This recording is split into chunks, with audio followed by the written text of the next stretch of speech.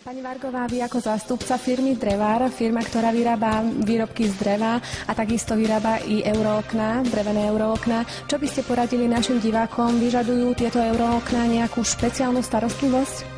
No eurookná, ktoré sú vlastne z dreva ako prírodného materiálu a vieme veľmi dobre, že drevo je naozaj veľmi pekný materiál, určite si vyžaduje starostlivosť okrem obyčajného umytia saponátovým prostriedkom aj špeciálnu starostlivosť týmito špeciálnymi setmi na ošetrovanie a údržbu drevených eurookien.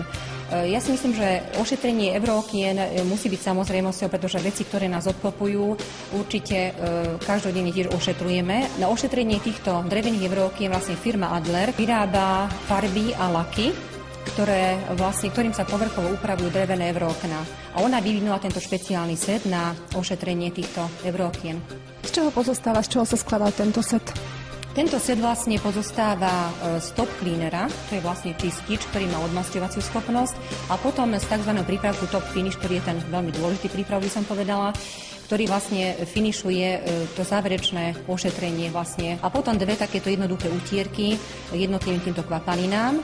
Tento prípravok Top Finish je špeciálny prípravok, ktorý vlastne chráni vonkajšiu časť dreveného okna proti poveternostným vplyvom, ako je UV žiarenie, dážď, sneh, smog a iné nečistoty. Spôsobuje to, že po nanesení a po dôkladnom očistení drevených častí okna top cleanerom a predtým samotným saponátovým prostriedkom nasleduje samotné ošetrenie top finishom, a to tým spôsobom, že na túto handričku sa rovnomerne poroznáša na drevených častiach toho okna ten top finish a on vlastne spôsobí to, že zalieva mikroskopické nezrovnalosti na tomto eurookne, čo vlastne vytvorí taký tenký ochranný film na eurookne a tým vlastne nadobudne okienko, aby som povedala dojem, že je znovu prelakované a prečistené. Kde môžu klienti zakúpiť tieto sety? Tieto sety špeciálne na ošetrenie údržbu drevených eurookien, musím povedať bohužiaľ, že bežne v drogériách a predajniach nie sú dostupné, preto diváci, ktorí majú záujem, si môžu zakúpiť u výrobcov drevených eurookien. Takže by som poradila, keď náhodou niekto má záujem, môže kľudne prísť sem k nám na Svätopolkovo námestie do firmy Drevár, alebo prípadne teda, kto má bližšie do našej firmy v Dolných Vodopolciach.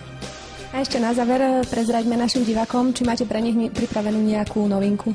Novinkou našej firmy je vlastne Euro 78 Softline. Je to vlastne nové okienko, by som povedala, nový profil okna, taký oblejší dizajn. 78 vlastne ten, kto niečo už vie o drevených eurooknách, znamená to šírku vlastne to eurookna.